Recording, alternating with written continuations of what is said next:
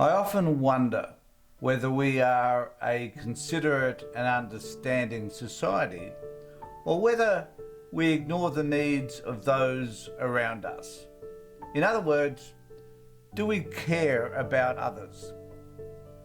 As someone who has worked with people who have suffered great emotional and personal distress, mustering public support for issues such as the protection of children and those struggling with mental well-being issues has, to say the least, been difficult.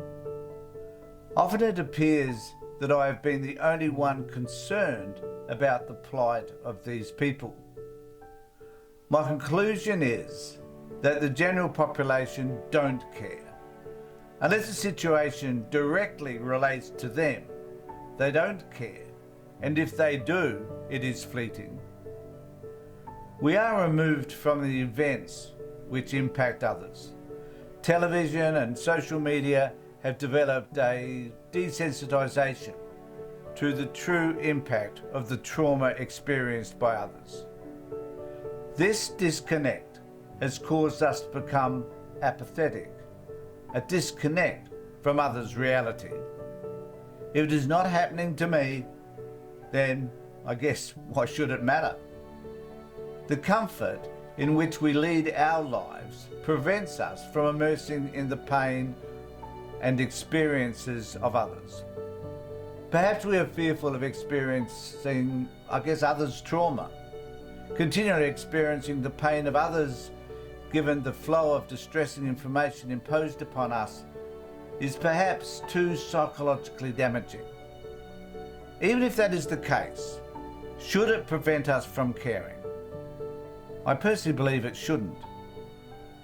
The experiences of those suffering and surviving the slaughter in Gaza are a long way from us. Most of us haven't experienced the trauma of war. We don't know what it is like to have a rain of bombs exploding around us. We would struggle to comprehend the fear that at any moment we will die. If it is something we have never experienced, how would we know what it is like? Can we even imagine what it would be like?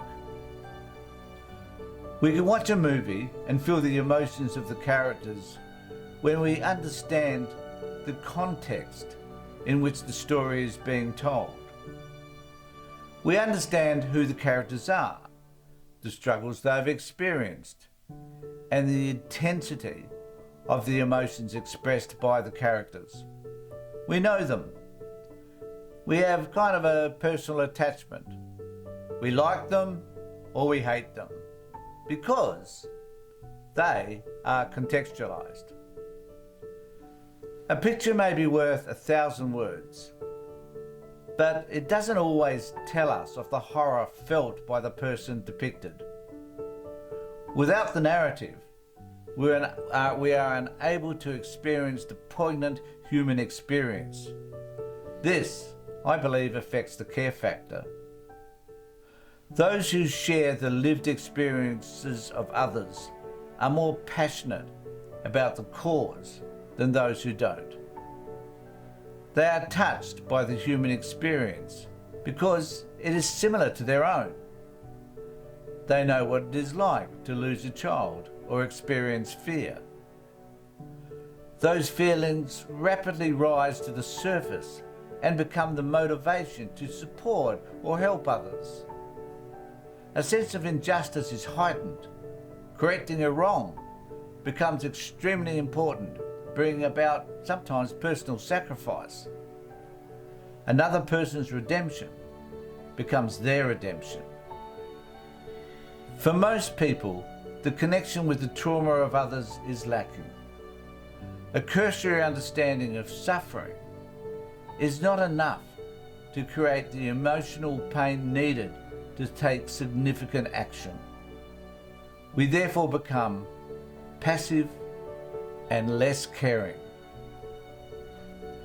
A way of coping is to turn to media which provides a sanitized version of events.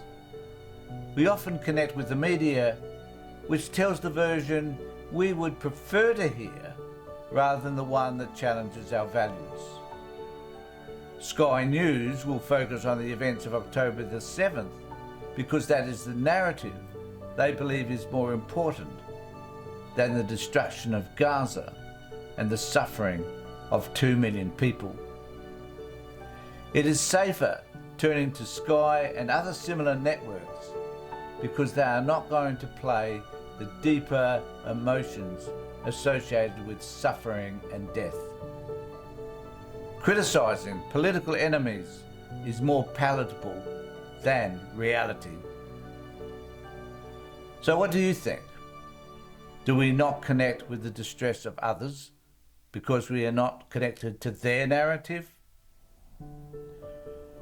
Remember to subscribe, ring the bell for further notifications. Let me know what you think in the comment section below.